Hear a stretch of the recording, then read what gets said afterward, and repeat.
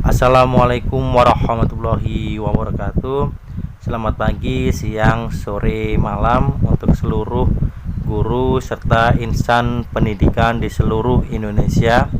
Pada video kali ini saya akan sedikit berbagi tentang workshop yang telah saya laksanakan, yaitu workshop tentang implementasi kurikulum Merdeka. Topiknya yaitu asesmen.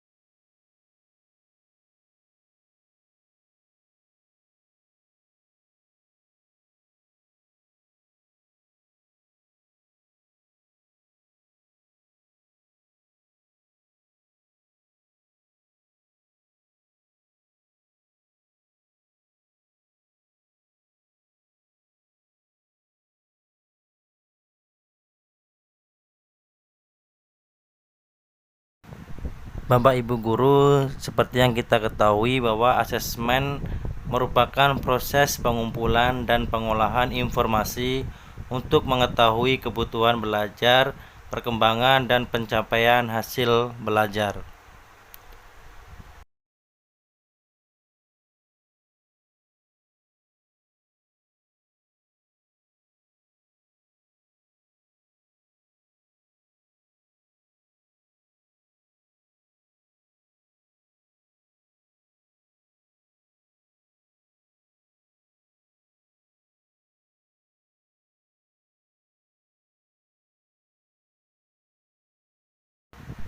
Selanjutnya kita masuk ke jenis asesmen. Jenis asesmen itu ada dua, asesmen formatif dan asesmen sumatif. Asesmen formatif merupakan asesmen yang bertujuan untuk memberikan informasi atau umpan balik bagi pendidik dan peserta didik untuk memperbaiki proses pembelajaran. Kemudian asesmen sumatif yaitu asesmen yang dilakukan untuk memastikan capaian keseluruhan tujuan pembelajaran.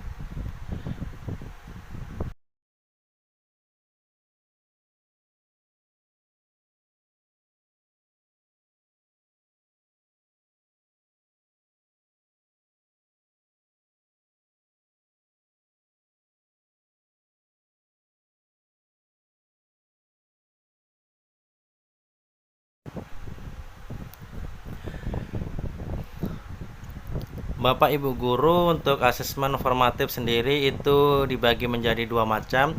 Yang pertama asesmen awal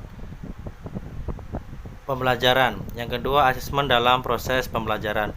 Untuk asesmen awal pembelajaran ini merupakan asesmen untuk mengetahui kesiapan peserta didik mempelajari materi ajar dan mencapai tujuan pembelajaran yang telah kita rencanakan. Asesmen awal pembelajaran ini dibagi lagi menjadi dua macam atau terdapat dua macam. Yang pertama asesmen non-kognitif, yang kedua asesmen kognitif. Untuk asesmen non-kognitif itu asesmen berdasarkan latar belakang dari peserta didik. Kemudian selain latar belakang dari peserta didik, bisa minat dan bakat dari peserta didik. Contoh dari asesmen ini itu Bapak Ibu guru bisa melakukan kuesioner ataupun wawancara. Asesmen non-kognitif ini hanya diperuntukkan untuk walas atau guru BK. Namun apabila Bapak Ibu guru ingin melakukan asesmen ini, itu juga diperbolehkan. Kemudian apabila Bapak Ibu guru tidak melakukan asesmen ini, Bapak Ibu guru bisa meminta data dari walas ataupun guru BK yang telah melakukan asesmen ini. Selanjutnya asesmen kognitif, yaitu asesmen untuk mengetahui kemampuan dasar siswa dalam topik semua mata pelajaran. Contohnya yaitu pertanyaan pemantik atau mengaitkan pertanyaan materi sebelumnya. Yang kedua, asesmen dalam proses pembelajaran, yaitu asesmen untuk mengetahui perkembangan peserta didik dan sekaligus pemberian umpan balik yang cepat. Contohnya, Bapak Ibu guru bisa melakukan soal latihan.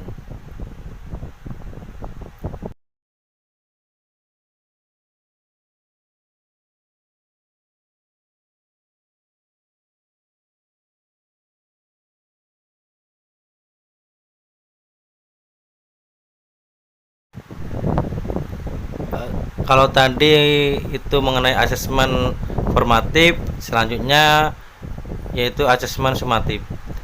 Asesmen sumatif berfungsi untuk mengetahui pencapaian hasil belajar peserta didik dalam satu atau lebih tujuan pembelajaran di periode tertentu. Kemudian untuk menentukan kelanjutan proses belajar siswa di kelas atau jenjang berikutnya. Contoh dari asesmen sumatif sendiri, Bapak Ibu, itu berupa ulangan harian atau sumatif akhir semester atau SAS untuk kurikulum merdeka, kemudian 4 untuk kurikulum K13.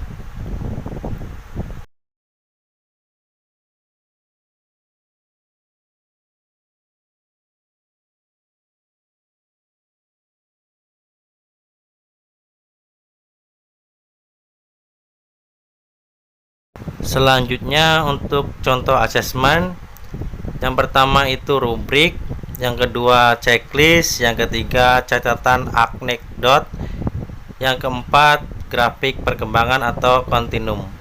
Ini sama saja dengan kurikulum K13 seperti itu Bapak Ibu guru.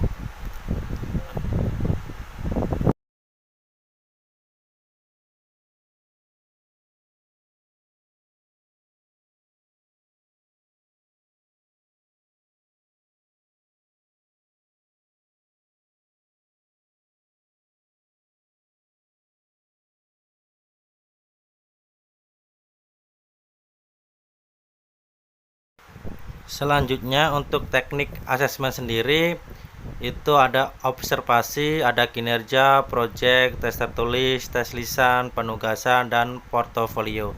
Ini sama juga dengan kurikulum K13.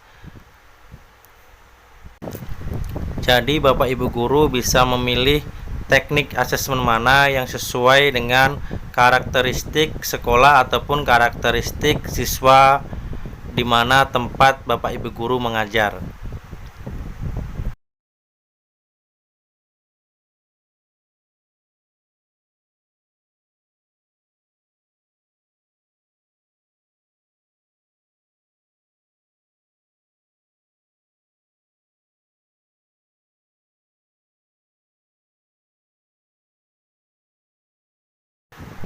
Dari beberapa contoh asesmen tadi, di sini saya hanya memberikan satu contoh asesmen yaitu rubrik dengan tujuan pembelajaran menelaah struktur dan unsur kebahasaan dari teks deskripsi tentang objek.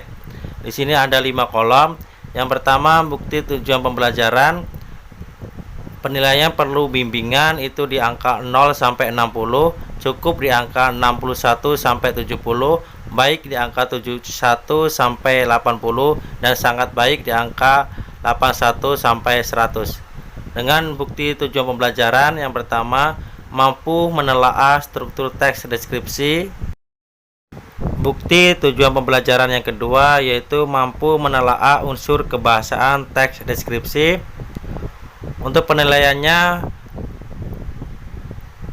yang pertama perlu bimbingan itu belum mampu menguraikan struktur teks deskripsi. Kemudian cukup itu penilaiannya seperti deskripsi yang ada di video dan seterusnya, kayak gitu Bapak Ibu guru.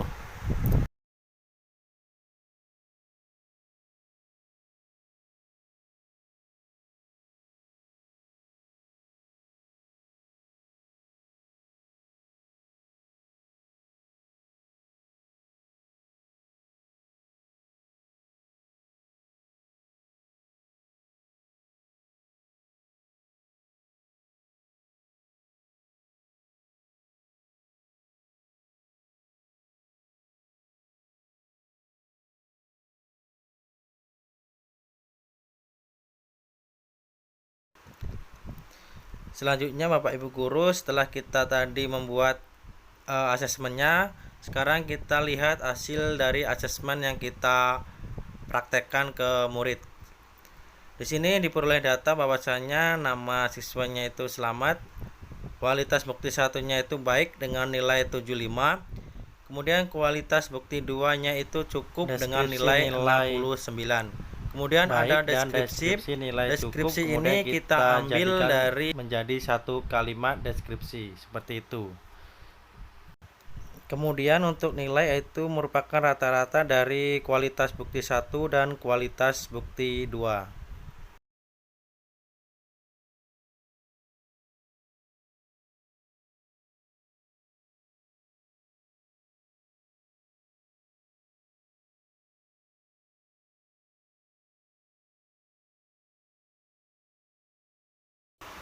Selanjutnya itu mengolah capaian tujuan pembelajaran atau TP menjadi nilai akhir. Ada dua cara. Yang pertama, bila pengukuran pencapaian dilakukan untuk setiap TP dengan data kuantitatif atau data angka. Misalnya dalam satu semester ada 5 TP untuk mapel IPA dan 3 TP untuk mapel bahasa Indonesia. Ketuntasan ini ditentukan untuk setiap TP, bukan nilai akhir sumatif setiap mata pelajaran. Ketidaklulusan ditandai dengan tanda bintang di setiap TP-nya. Contohnya seperti ini.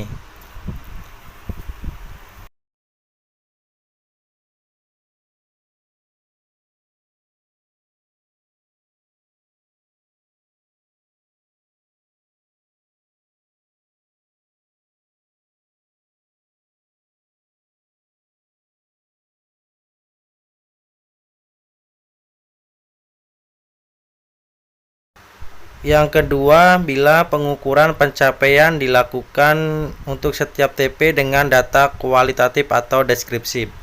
Itu ada perlu bimbingan, kemudian cukup, baik, dan sangat baik dengan deskripsi seperti yang tertera di video ini.